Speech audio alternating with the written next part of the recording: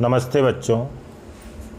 YouTube online education में class 10th में math में आपका एक चैप्टर चल रहा है वृत्तों से संबंधित क्षेत्रफल, means area related to circle.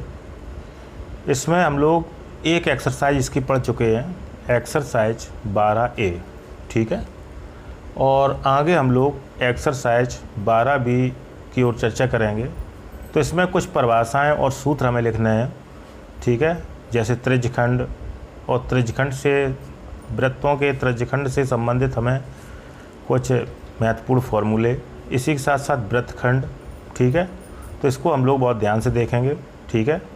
आप लोग जो है इसको ध्यान से देखें। आगे हम लोग बच्चों चर्चा करेंगे कुछ परिभाषाएं और सूत्रों पे। सबसे पहले परिभाषाएं आपके सामने आती हैं कि त्रिज्यखंड सेक्टर क्या होता है आखिर, ठीक है। तो त्रिज्यखंड देखिए हमने लिखा हुआ है कि किसी वृत्त की दो त्रिज्याओं एवं उनके संगत चाप से घिरे क्षेत्र को वृत्त का त्रिज्यखंड कहते हैं, ठीक है। दो त्रिज्याएं देखी ली गई, इसमें आपको अवगत करा दें। त्रिज्याएं समान होंगी लेकिन आपको दो लेनी है त्रिज्याएं। तो चित्र में देखिए दो त्रिज्याएं, हमने त्रिज्या को आर कहते हैं, रेडियस। तो दो त्रिज्याएं ली हैं, इनके बीच का कोण आपका थीटा है, ठीक है। तो दो त्रिज्याओं से आपके वृत्त में खंडित भाग हो जाएंगे, ठीक है। छोटे खंडित भाग को आप एक तरीके से लघु चाप भी कह सकते हैं, ठीक है। और बड़े वाले चाप को आप दीर्घ चाप कहेंगे। बड़े चाप को दीर्घ मीन्स बड़ा चाप, ठीक है, और लघु मीन्स छोटा चाप। तो हमने परिभाषा लिखी हुई है, ये आपको भी लिखनी है। त्रिज्यखंड सेक्टर क्या होता है? किसी वृत्त में दो त्रिज्याओं एवं उनके संगत चाप से घिरे क्षेत्र को वृत्त का त्रिज्यखंड कहते हैं, सेक्टर कहते हैं। तो ये दो प्रकार के हो जाते हैं, ठीक है। एक लघु त्रिज्यखंड और दूसरा दीर्घ त्रिज्यखंड, ठीक है। तो पहला लघु त्रिज्यखंड में हमने लिखा हुआ है कि वृत्त की दो त्रिज्याओं व संगत लघु चाप से घिरे क्षेत्र को लघु त्रिज्यखंड कहते हैं। तो वृत्त की दो त्रिज्याएं हमने ली हैं आपके सामने, देखिए ध्यान से चित्र में, ठीक है। दो त्रिज्याएं ली हैं और ये आपका जो चाप दिख रहा है, ये चित्र में हम बाकायदा सिस्टम से बता रहे हैं आपको, ये आपका है संगत लघु चाप, संगत लघु चाप, ठीक है। तो वृत्त की दो त्रिज्याओं, बहुत ध्यान से डेफिनेशन देखें, वह संगत लघु चाप से घिरे क्षेत्र को लघु त्रिज्यखंड कहते हैं। ये आपका लघु त्रिज्यखंड है। छायांकित भाग OA भी लघु त्रिज्यखंड है, ठीक है। ये हमने जो ड्रॉ किया हुआ है एक तरीके से, ये आपका लघु त्रिज्यखंड होगा।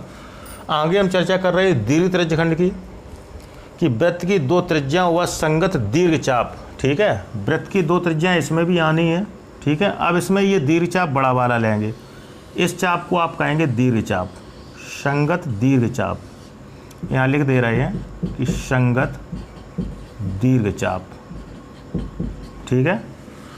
तो दीर्घ त्रिज्यखंड की परिभाषा क्या बनी कि वृत्त की दो त्रिज्याएं, ध्यान दीजिए, वह संगत दीर्घ चाप से घिरे क्षेत्र को दीर्घ त्रिज्यखंड कहते हैं। OABC क्षेत्र दीर्घ त्रिज्यखंड कहलाता है। यहाँ से O से स्टार्टिंग करें, O, A और पूरा कवर करते हुए आप कहाँ तक आएंगे? B, ठीक है। तो OAB आपका क्षेत्र जो है, यहाँ पे एक C पॉइंट और ले लीजिए, ठीक है।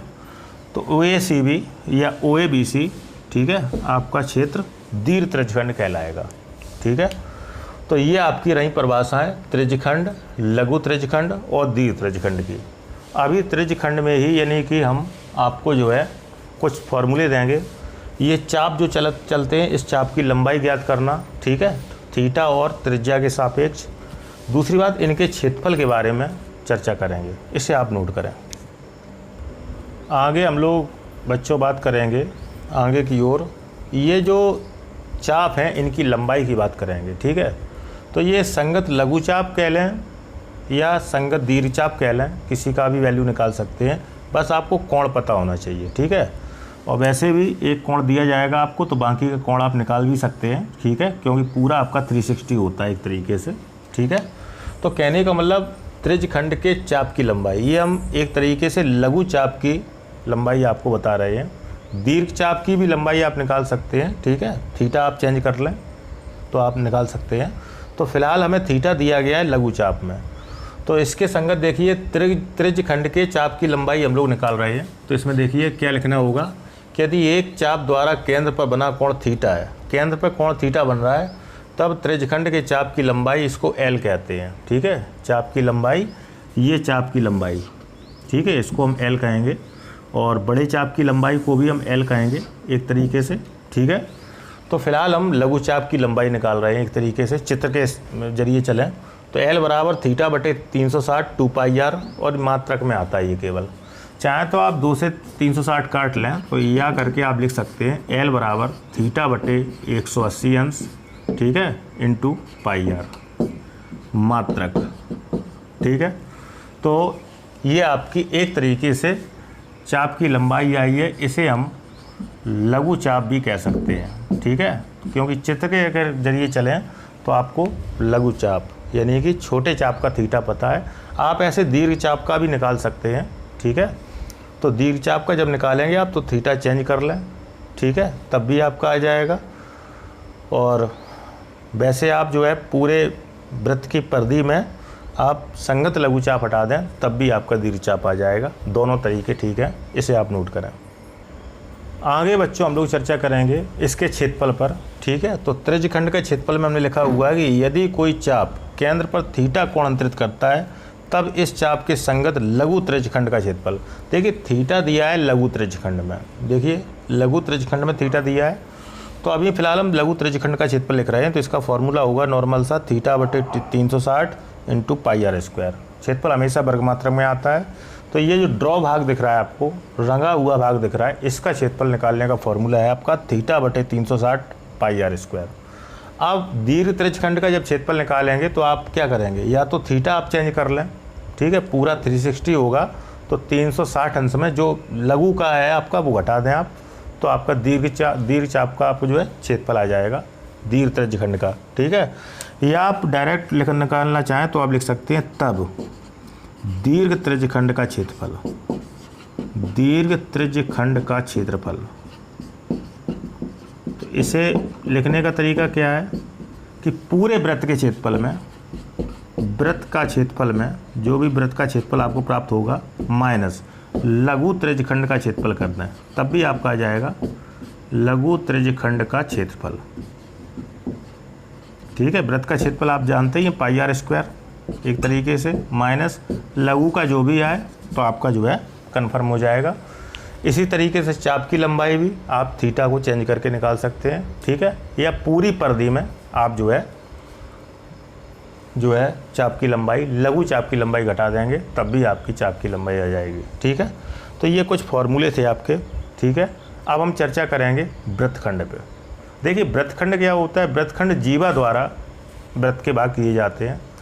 जैसे हम एग्जाम्पल के तौर पे अभी छोटा एग्जाम्पल दे रहे हैं, किसी वृत्त में कोई जीवा वृत्त को 2 भागों में बांट देती है, छोटे भाग को लघु वृत्तखंड और बड़े भाग को दीर्घ वृत्तखंड कहते हैं। हो सकता है ये जीवा आपकी केंद्र से होकर जाए तो फिर आपके ये अर्धवृत्त बन जाते हैं, ठीक है, इसे आप नोट करें। आगे हम लोग बच्चों बात करेंगे वृत्तखंड की, अर्थात इसे हम सेगमेंट कहते हैं, ठीक है। तो इसके बारे में थोड़ा हमने लिखा हुआ है कि वृत्तखंड अर्थात सेगमेंट क्या है कि वृत्त की प्रत्येक जीवा। देखिए सबसे पहले हम जीवा के बारे में थोड़ा सा आपको बता दें कि जीवा क्या होती है। एक तरीके से आप समझें कि वृत्त पर स्थित 2 बिंदुओं को मिलाने से आपकी एक जीवा प्राप्त हो जाती है। ये हमने बताया भी है वृत्त में शुरुआत में। और वृत्त में अनेक जीवाएँ होती हैं, जैसे जैसे आप बिंदु लेते चले जाएंगे इस तरीके से ले लें, ठीक है, कई जीवाएँ होती हैं। सबसे बड़ी जीवा वृत्त का व्यास होगा, ठीक है। तो वृत्त की जीवा क्या हुई, वृत्त की परिधि पर स्थित किन्हीं 2 बिंदुओं को मिलाने से एक जीवा प्राप्त हो जाती है, ठीक है। तो इसमें लिखा हुआ है कि वृत्त की प्रत्येक जीवा वृत्त को 2 भागों में विभाजित करती है, इनमें से प्रत्येक भाग को वृत्तखंड कहते हैं, ठीक है।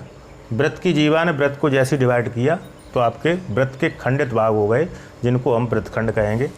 साथ साथ छोटे भाग को लघु वृत्तखंड, देखिए चित्र में लिखा हुआ है, तथा बड़े भाग को दीर्घ वृत्तखंड के नाम से पहचानते हैं या कहते हैं। तो देखिए चित्र में एक वृत्त हमने बनाया हुआ है, इसका सेंटर आपका बीचों बीच है, इसे हम ओ कह सकते हैं एक तरीके से, ठीक है। एक जीवा देखिए ए बी है आपकी, ठीक है।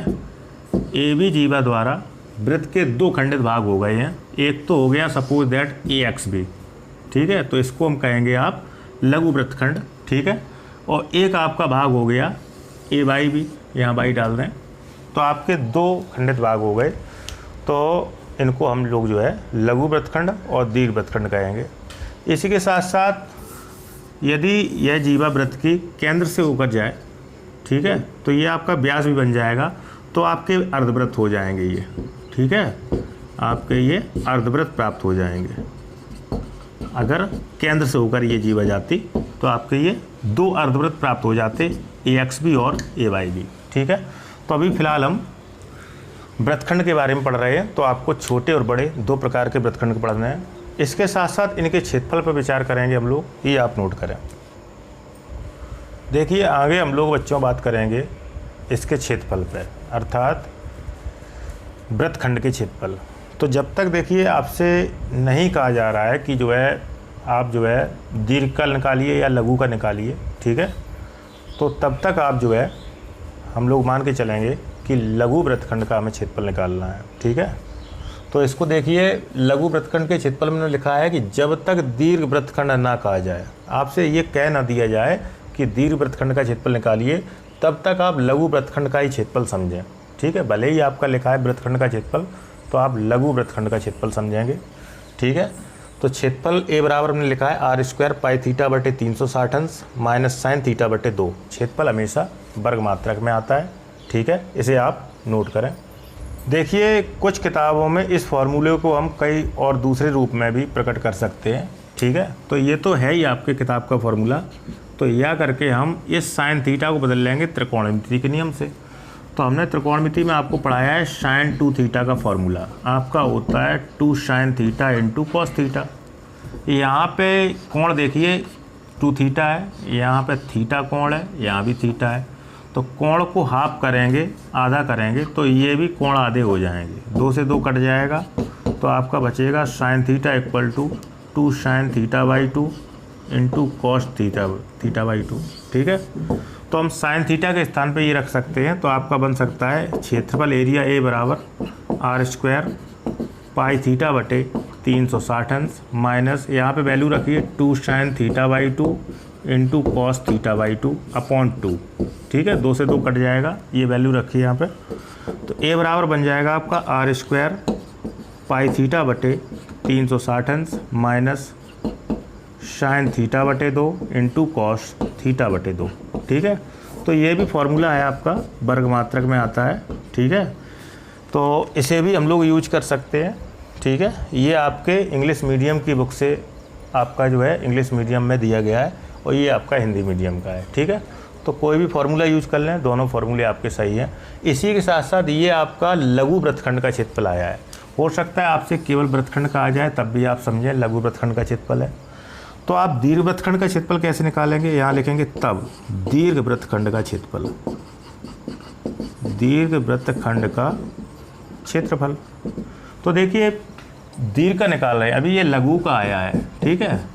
दीर्घ का निकालेंगे तो पूरे वृत्त के क्षेत्रफल में लघु का हटा दें, तो आप लिख सकते हैं कि वृत्त का क्षेत्रफल, पूरे वृत्त का क्षेत्रफल माइनस लघु वृत्तखंड का क्षेत्रफल, लघु वृत्तखंड का क्षेत्रफल, ठीक है। तो वृत्त का क्षेत्रफल होता है पाई r² माइनस लघु का जैसे हटाएंगे आपका जो है दीर्घ वृत्तखंड का क्षेत्रफल आ जाएगा।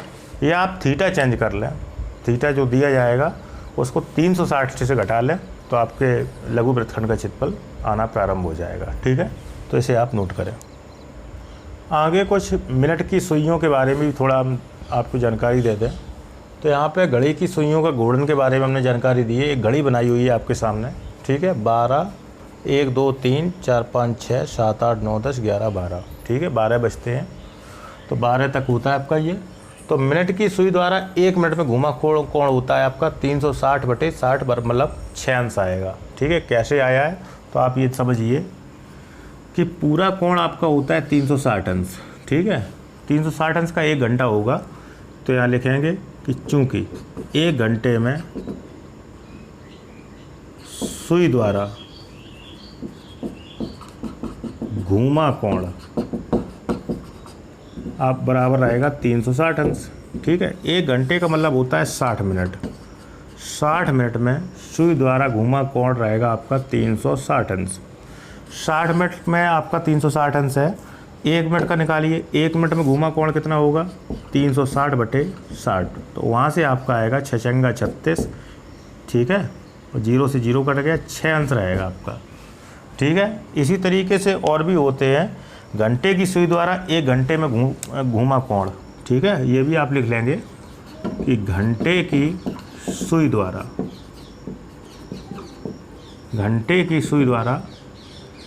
1 घंटे में घूमा कोण, ठीक है, ये भी निकाल सकते हैं।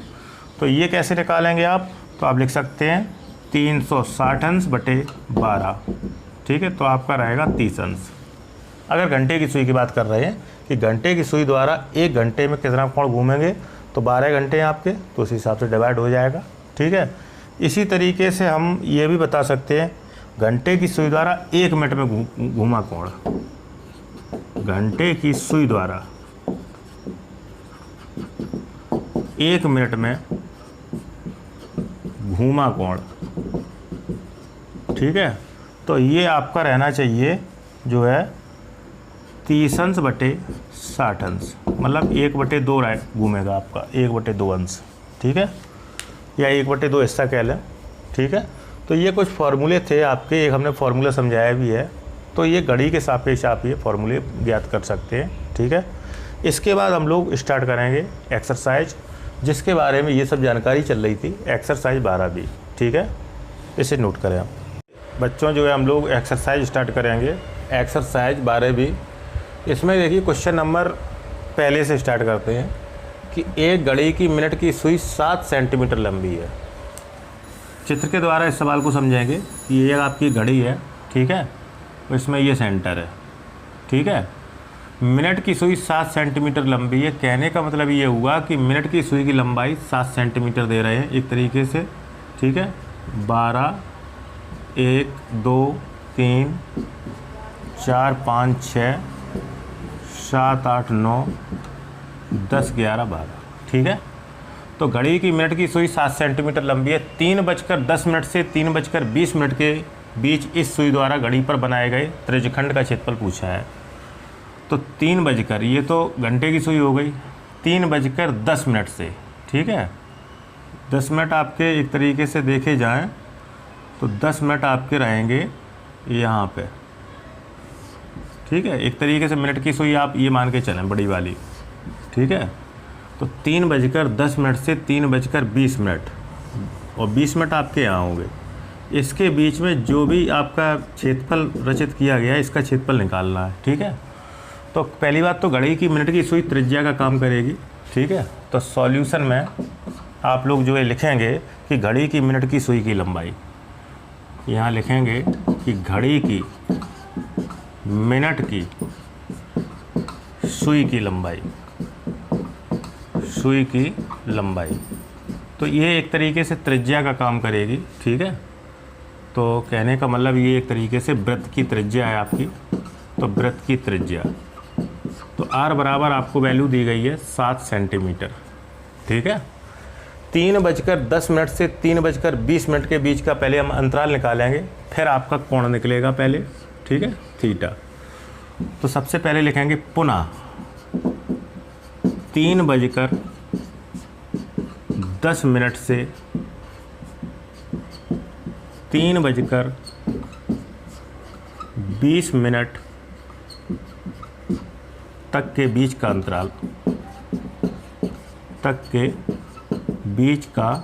अंतराल, ठीक है, तो सबसे पहले हम ये क्लियर कर लें कि कितने मिनट का डिफरेंस है। तो कहने का मतलब ये हुआ कि 3:20 में 3:10 आप लेस कर देंगे तो आपका 10 मिनट बचेगा आपका। ठीक है, अब हम लोग जानते हैं कि पूरा एक चक्कर 60 मिनट का होता है। कहने का मतलब यहाँ पे लिखेंगे कि चूँकि थीटा क्लियर करेंगे यहाँ 10 मिनट से, चूँकि घड़ी द्वारा 1 घंटे का पूरा चक्कर लगाने में अंतरित कोण, चूँकि घड़ी द्वारा 1 घंटे का पूरा चक्कर लगाने में अंतरित कोण बराबर, थीटा बराबर आप ले सकते हैं 360 अंश। 1 घंटे का पूरा चक्कर 360 अंश का होता है। कहने का मतलब ये पूरा चक्कर 360 अंश का है। ठीक है, तो 1 घंटे में 60 मिनट होते हैं, यहाँ लिखेंगे तब घड़ी द्वारा 1 घंटे की जगह पे 60 मिनट इस्तेमाल कर सकते हैं। घड़ी द्वारा 60 मिनट में पूरा चक्कर लगाने में अंतरित कोण थीटा बराबर 360 अंश कहेंगे। 1 घंटे का मतलब 60 मिनट से है। अब हम लोग पहले 1 मिनट का निकालेंगे। यहाँ लिखेंगे तब घड़ी द्वारा 1 मिनट में पूरा चक्कर लगाने में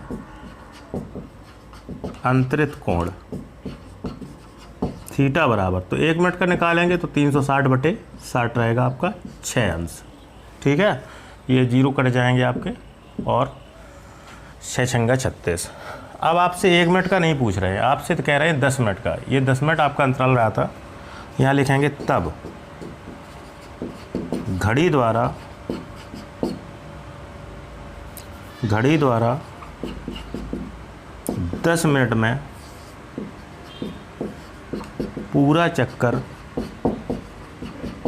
लगाने में अंतरित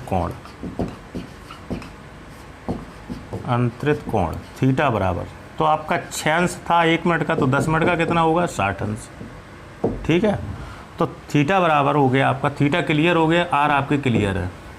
अब आप निकालेंगे सुई द्वारा घड़ी पर बनाए गए त्रिज्यखंड का क्षेत्रफल। ठीक है, तो त्रिज्यखंड का इसमें सूत्र लगा देंगे क्षेत्रफल का, आपका क्लियर हो जाएगा।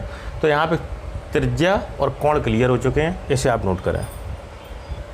तो देखिए बच्चों, यहाँ पे हमें दोनों चीज़ें क्लियर हो चुकी हैं, त्रिज्या और कोण। तो यहाँ लिखेंगे पुनः वृत्त की त्रिज्या हमें पता थी एक तरीके से, वृत्त की त्रिज्या आपकी थी r बराबर 7 सेंटीमीटर। ठीक है, और अंतरित कोण भी आपको प्राप्त हो चुका है, अंतरित कोण थीटा बराबर 60 अंश। ठीक है, यहाँ लिखेंगे तब सुई द्वारा घड़ी पर बनाए गए त्रिज्यखंड का क्षेत्रफल, यही पूछा गया है। सुई द्वारा घड़ी पर बनाए गए त्रिज्यखंड का क्षेत्रफल ज्ञात करेंगे। सुई द्वारा घड़ी पर बनाए गए त्रिज्यखंड का क्षेत्रफल, त्रिज्यखंड का क्षेत्रफल। तो देखिए इसमें त्रिज्यखंड के सूत्र लगेंगे आपके। त्रिज्यखंड के क्षेत्रफल का सूत्र हमने बताया है कि θ/360 × πr², और ये वर्ग मात्रक में आता है, तो कहने का मतलब सेंटीमीटर स्क्वायर में आएगा। ठीक है, तो क्षेत्रफल को ऐसे डिनोट करते हैं, और आपका क्षेत्रफल इसमें आने लगा है ये रचित भाग। ठीक है, जो भी हमने रचित किया है, ड्रॉ किया है, इसका क्षेत्रफल आपका जो है आना स्टार्ट हो गया है। तो यहाँ पे वैल्यू रखेंगे थीटा का मान 60 अंश बटे 360 अंश। ठीक है, इंटू पाई का मान 22/7 इंटू आर का मान है 7 का स्क्वायर, r² करेंगे सेंटीमीटर स्क्वायर। ये 6 बार कट गए आपके, तो a बराबर 1/6 गुणा 22/7 गुणा 7 का 2 बार मल्टीप्लाई करेंगे सेंटीमीटर स्क्वायर, 7 से 7 कट जाएंगे आपके। ठीक है, तो आपका आगे कैलकुलेशन बचेगी a बराबर, ऊपर आपके बचे 22 गुणा 7 बटे नीचे बचा 6, 2 से काट लें, 2 तिया 6, 11 दूनी 22, कहने का मतलब 11 गुणा 7/3 आपका रहेगा 77/3। 77 में 3 का भाग दे लेंगे आप, तो लगभग में 25.6666 इस तरीके से आएगा सेंटीमीटर स्क्वायर। अब हम लोग 2 अंक तक लेना चाह रहे हैं, तो देखिए आगे के अंक 5 या 5 से बड़े हों तो पिछला 1 अंक बढ़ा देते हैं, पिछले आगे के सब काट देंगे आप, पिछला 1 बढ़ा देंगे, तो आपका आंसर रहना चाहिए 25.67 सेंटीमीटर स्क्वायर। ठीक है, तो घड़ी की मिनट की सुई 10 मिनट में जितना कोण चलेगी उसके द्वारा घड़ी पर जो है क्षेत्रफल जो होगा त्रिज्यखंड का, वो आपका ये शो करेगा। ठीक, नोट करें इसे। आगे हम लोग बच्चों क्वेश्चन नंबर 2 इसका पार्ट देखेंगे। क्वेश्चन नंबर 2 देखिए, बिल्कुल same to same question number पहले जैसा है कि एक घड़ी की मिनट की सुई जिसकी लंबाई 14 सेंटीमीटर है। तो एक घड़ी की मिनट की सुई की लंबाई दे रहे हैं 14 सेंटीमीटर। तो सॉल्यूशन में आप लोग ये लिखेंगे, तो घड़ी की मिनट की सुई की लंबाई, घड़ी की मिनट की सुई की लंबाई। ठीक है, तो ये त्रिज्या का काम करेगी, जैसे पिछले सवाल में हमने बताया था, यानी वृत्त की त्रिज्या आपको दी गई है एक तरीके से। तो वृत्त की त्रिज्या जिसको हम आर कहते हैं, ये आपको दी गई है 14 सेंटीमीटर। ठीक है, इस सुई द्वारा 5 मिनट में रचित क्षेत्रफल ज्ञात कीजिए। अभी हमने 10 मिनट का निकाला था, अब आपको 5 मिनट का निकालना है। तो हम लोग जानते हैं 5 मिनट का क्षेत्रफल निकालना है। सबसे पहले तो हम पूरा क्षेत्र 5 मिनट में पहले अंतरित कोण पता करेंगे। ठीक है, तो घड़ी द्वारा 1 घंटे का पूरा चक्कर लगाने में अंतरित कोण देखिए, यहाँ लिखेंगे चूँकि घड़ी द्वारा 1 घंटे में पूरा चक्कर लगाने में अंतरित कोण थीटा बराबर 360 अंश। यानी पूरा चक्कर लगाने में एक घड़ी जब मिनट की सुई, ये मिनट की सुई है, पूरा चक्कर लगाएगी तो 360 अंश पे घूमेगी। 1 घंटे का हमने अभी बताया है, 1 घंटे का मतलब 60 मिनट से है, तो यहाँ लिखेंगे तब घड़ी द्वारा 60 मिनट में पूरा चक्कर लगाने में अंतरित कोण थीटा बराबर 360 अंश। यानी 1 घंटा मतलब 60 मिनट, 60 मिनट का पूरा चक्कर लगा रहा है तो 360 अंश मिनट की सुई घूमेगी। अब 60 मिनट का पहले आप 1 मिनट करिए, यहाँ लिखेंगे तब घड़ी द्वारा 1 मिनट में पूरा चक्कर लगाने में अंतरित कोण। तो अधिक का दिया जाए, 1 का पूछा जाए तो डिवाइड कर देते हैं, 360 बटे 60, 6 अंश आपका रहेगा। आपसे 1 मिनट नहीं 5 मिनट का पूछा है। ये देखिए, इस सुई द्वारा 5 मिनट में रचित क्षेत्रफल ज्ञात कीजिए। तो सबसे पहले तो 5 मिनट का निकालेंगे, तब घड़ी द्वारा 5 मिनट में पूरा चक्कर लगाने में अंतरित कोण। तो 5 का निकालना है आपको, तो 1 का 6 अंश है, तो गुणा 5, 6 पंचे 30 अंश रहेगा आपका। तो थीटा आपका क्लियर हो गया यहाँ पे और थीटा लिख लें। कोण आपका क्लियर हो गया और त्रिज्या आपकी क्लियर है। तो आप 5 मिनट में रचित क्षेत्रफल निकाल सकते हैं। यहाँ लिखेंगे तब घड़ी द्वारा 5 मिनट में रचित क्षेत्रफल, तब घड़ी द्वारा 5 मिनट में रचित क्षेत्रफल। 5 मिनट सुई जो चली है आपकी, उससे हम क्षेत्रफल निकाल सकते हैं। फॉर्मूला वही है, थीटा बटे 360 into pi R square, centimetre square में आएगा। तो 5 मिनट घड़ी सुई चली है आपकी। ठीक है, तो ये रचित क्षेत्रफल आप निकाल सकते हैं। यहाँ पे थीटा आपको क्लियर है और त्रिज्याएँ क्लियर हैं। तो कहने का मतलब वैल्यू रखना है आपको। तो ए बराबर थीटा का मान है 30 अंश बटे 360 अंश गुणा पाई का मान है 22/7 गुणा आर का मान है 14 का स्क्वायर सेंटीमीटर स्क्वायर। थोड़ा इसे सॉल्व कर लेंगे हम लोग। ठीक है, तो 14 को 2 बार आप लिखेंगे और इसे सॉल्व करेंगे। तो देखिए 30 से 36 12 बार कट गए आपके। तो ए बराबर 1/12 गुणा 22/7 गुणा 14 को 2 बार लिखेंगे, 14 गुणा 14। ठीक है, आगे क्या करेंगे, आगे और इसे सॉल्व करेंगे। तो इसे सॉल्व करेंगे तो 7 दूनी 14। ठीक है, 2 छक्का 12। तो कैलकुलेशन बनी आपकी 22 गुणा 14/6। और थोड़ा इसे सॉल्व करें, 2 तिया 6, 11 दूनी 22, आपका बचा 11 गुणा 14/3।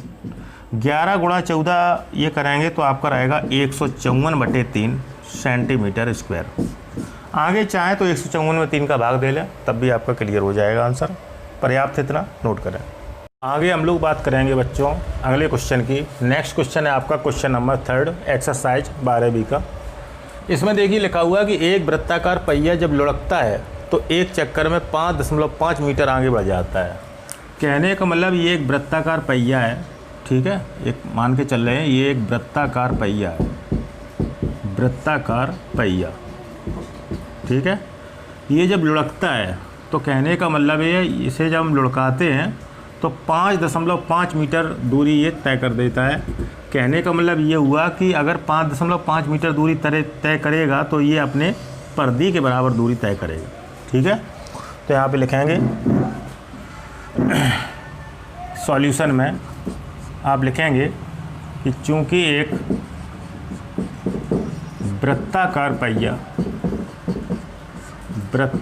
पहिया लुढ़काया जाता है। तो देखिए ये एक वृत्ताकार पहिया लुढ़काया जाता है तो ये एक चक्कर में 5.5 मीटर आगे बढ़ जाता है। यहाँ लिखेंगे तब वृत्ताकार पहिया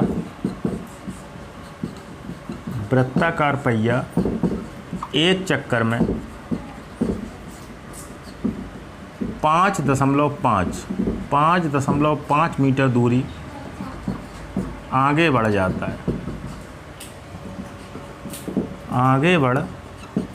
है। इसका मतलब ये हुआ कि इसकी परिधि आपको 5.5 मीटर दी गई है।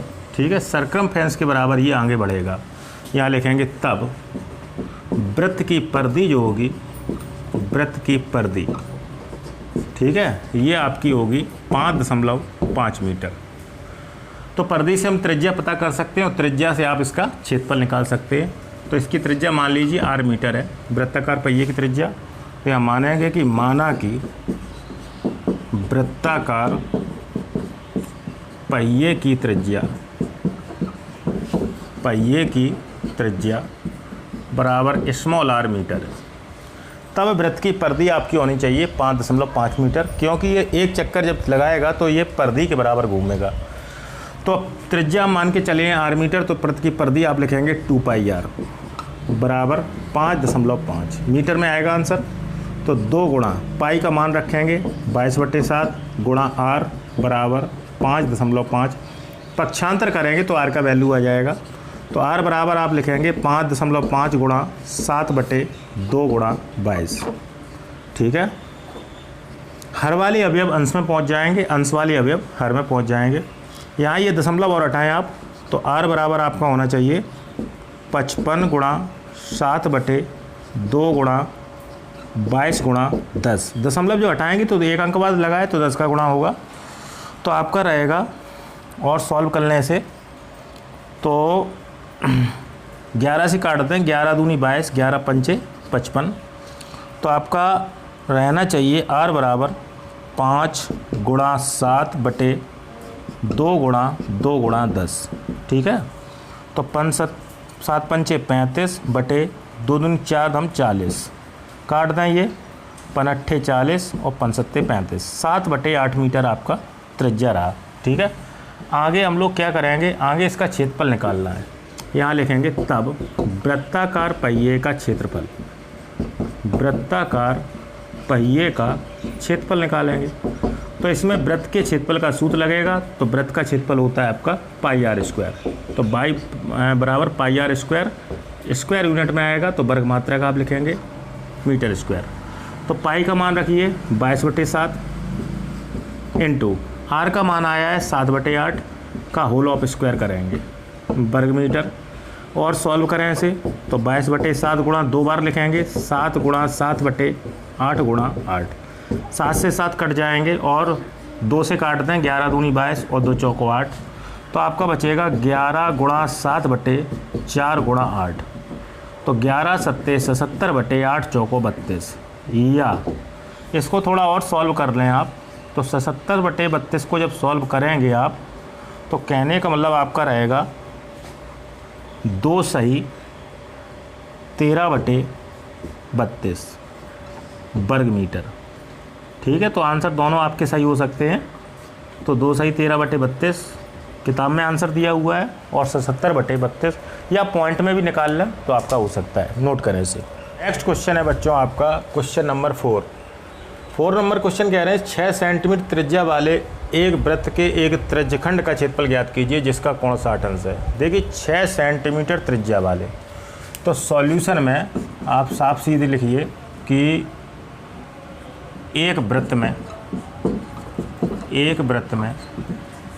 आपको त्रिज्या दे रहे हैं, त्रिज्या को आर कहते हैं, आर बराबर 6 सेंटीमीटर है, ठीक है। कहने का मतलब त्रिज्या वृत्त की दी गई है 6 सेंटीमीटर वाले एक वृत्त के त्रिज्यखंड का क्षेत्रफल निकालना है आपको। वृत्त के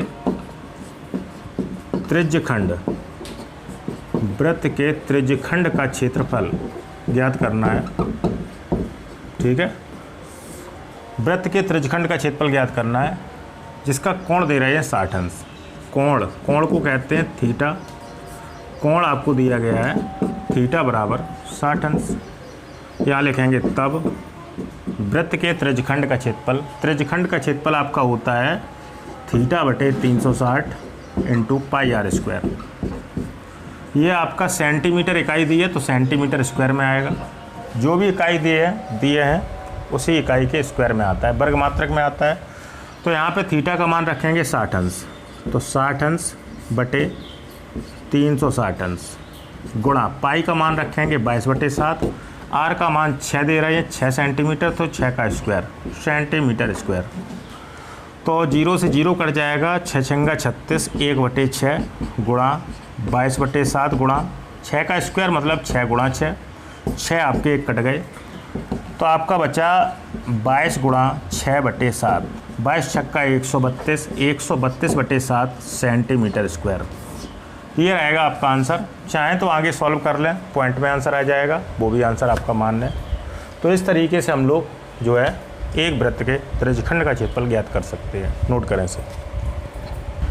नेक्स्ट क्वेश्चन है बच्चों आपका क्वेश्चन नंबर 5। देखिए इसमें कह रहे हैं आर त्रिज्या वाले वृत्त के वृत्तीय खंड का क्षेत्रफल ज्ञात करें। देखिए वृत्तीय खंड का मतलब है वृत्तखंड से। अभी हम लोग पढ़ रहे थे त्रिज्यखंड, अब आगे से हम लोग वृत्तखंड के क्षेत्रफल पढ़ाएंगे। इसका हमने आपको सूत्र दिया है कि आर स्क्वायर पाई थीटा बटे 360 अंश माइनस साइन थीटा बटे 2, ठीक है। ये आपका एक जनरल फार्मूला है, इससे हम लोग जो है सॉल्व कर सकते हैं। स्क्वायर यूनिट में आपका आंसर रहेगा। तो कहने का मतलब सॉल्यूशन में जो केंद्र पर 120 अंश का कोण अंतरित करता है, तो देखिए सॉल्यूशन में हम लोग वृत्त की त्रिज्या आर लेके चलेंगे। यहाँ पे लिखेंगे कि वृत्त की त्रिज्या बराबर आर मात्रक है। वृत्त की त्रिज्या आपको दी गई है आर मात्रक, और वृत्त के केंद्र पर अंतरित कोण 120 अंश का है, ठीक है। वृत्त के केंद्र पर अंतरित कोण थीटा बराबर 120 अंश है। तब वृत्त के वृत्तीय खंड का क्षेत्रफल निकालना चाह रहे हैं आप। वृत्त के वृत्तीय खंड का क्षेत्रफल, वृत्तीय खंड का क्षेत्रफल अर्थात हम लोगों को वृत्तखंड का क्षेत्रफल चाहिए। वृत्तखंड का क्षेत्रफल, वृत्तखंड का क्षेत्रफल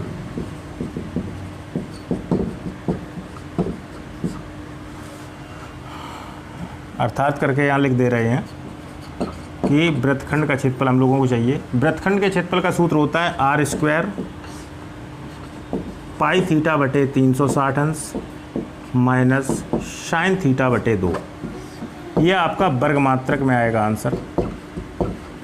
तो इसमें देखिए वैल्यू रखेंगे हम लोग, और वैल्यू जब रखेंगे तो देखिए आर का मान आर ही रहेगा क्योंकि आर मात्रक दे रहे हैं, तो आर स्क्वायर रखेंगे, पाई रखेंगे, थीटा का वैल्यू दिया है 120 अंश, तो पाई गुणा 120 अंश बटे 360 अंश माइनस साइन 120 अंश थीटा का मान रख दिया बटे 2, ठीक है। वर्ग मात्रक चल रहा है आपका। तो 12×3 पाई/3 बचे आपके, तो आर स्क्वायर पाई/3 माइनस साइन 120 अंश का मान देखिए ट्रिग्नोमेट्री में आपको पढ़ाई गई है। साइन 120 अंश का मान होता है √3/2, ठीक है, और बटे 2 आपका चल रहा है। तो आप यहाँ पे बटे 1 मान के पहली, चौथी, दूसरी, तीसरी का गुणा करेंगे आप, तो आपकी कैलकुलेशन रहेगी आर स्क्वायर पाई/3 माइनस √3 एकम √3 बटे 2 दूनी 4, वर्ग मात्रक में रह रहा है का आंसर। तो आर स्क्वायर एलसीएम आएगा 12, 3 चौको 12, 4 का गुणा पाई में तो 4 पाई माइनस 4 तिया 12, 3 का गुणा √3 में तो आपका रहेगा 3 √3, 12 बाहर निकालें तो r²/12 आपका रहेगा 4π - 3√3 वर्ग मात्रक। तो ये आपका रहेगा इसका आंसर। त्रिज्या आपको त्रिज्याई r लेनी थी और कोण दिया था 120 अंश। नोट करें इसे। नेक्स्ट क्वेश्चन है बच्चों आपका, अगला क्वेश्चन है क्वेश्चन नंबर 6वां। चित्र में वृत्त O, R, देखिए O, R का मतलब है O केंद्र, ये लिखा हुआ है O केंद्र, और R इसकी त्रिज्या है कोई, ठीक है। तो वृत्त O, R के लघुचाप PQ की अंशमाप दे रहे हैं 100 अंश। लघुचाप मतलब छोटा चाप, ये है आपका छोटा चाप, इसको कहेंगे आप लघुचाप। लघुचाप इसकी अंशमाप दे रहे हैं, मतलब कोण दिया गया है। दीर्घ चाप का मान रेडियन पूछा है, तो ये आपका बाकी का एंगल है जो ये वाला, इसका जो है माप अंशमाप रेडियन में पूछा है। तो सॉल्यूशन में आप लिखेंगे कि दिए गए चित्र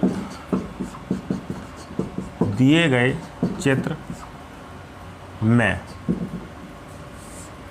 वृत्त O, R प्रदर्शित है।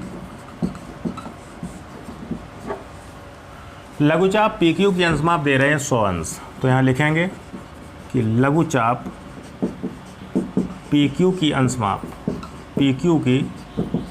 अंशमाप आपको दे रहे हैं 100 अंश। तो दीर्घचाप का मान रेडियन पूछा है, तो दीर्घचाप आपका बाकी का एंगल होगा, ये जो आपका बाकी का शो हो रहा है ये आपका दीर्घचाप है। कहने का बोला पूरा 360 अंश होगा, तो दीर्घचाप आप निकाल सकते हैं। यहाँ लिखेंगे तब दीर्घचाप का अंशमाप, पहले अंश में निकालें इसे। अंशमाप कैसे निकलेगा, पूरा 360 अंश है, 360 माइनस लघुचाप का अंशमाप। तो कहने का मतलब आपका रहेगा 360 अंश माइनस 100 अंश, तो आपका रहेगा 260 अंश। ये तो अंश में रहा आपका। अब इसका रेडियन में आपको लिखना है, दीर्घचाप का मान रेडियन में लिखना है आपका। यहाँ लिखेंगे तब दीर्घचाप का मान रेडियन में। तो देखिए रेडियन में लिखेंगे तो अंश से रेडियन बनाने के लिए π/180 का गुणा करते हैं, तो 260 अंश गुणा π/180 अंश, ठीक है। 0 से 0 कट जाएंगे आपके, तो आपका बचेगा फाइनली 26 π/18 और कट कर दें, 2 में 18 और 13 दूनी 26, आपका रहेगा 13 π/9 रेडियन। तो कभी कभी एग्ज़ाम में अंश में भी पूछ देते हैं, तो अंश में आपका 260 अंश रहेगा और रेडियन में आपका 13 π/9 रहेगा। ये हम आपको फिर क्लियर कर दें कि लघुचाप केवल आपका छोटा चाप था और दीर्घचाप आपका ये पूरा है, इसको आप कहेंगे दीर्घचाप।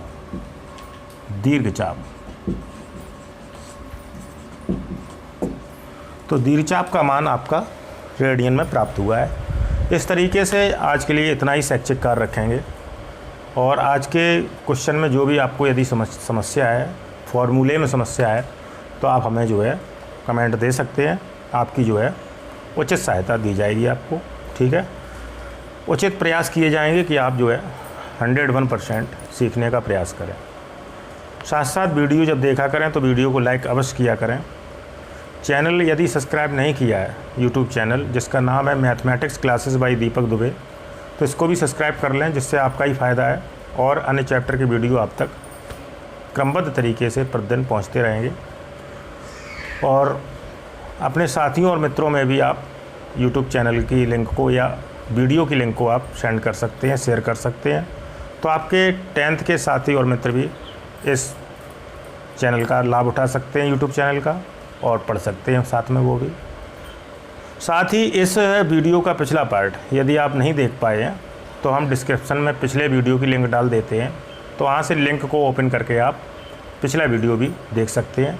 प्रत्येक वीडियो का पिछला पार्ट डिस्क्रिप्शन में लिंक सहित हम डाल देते हैं, ठीक है। आपको बस लिंक ओपन करना है और वहाँ से आपको पढ़ना है, ठीक है बच्चों। आज के लिए हम इतना ही शैक्षिक कार्य रखेंगे। नमस्ते।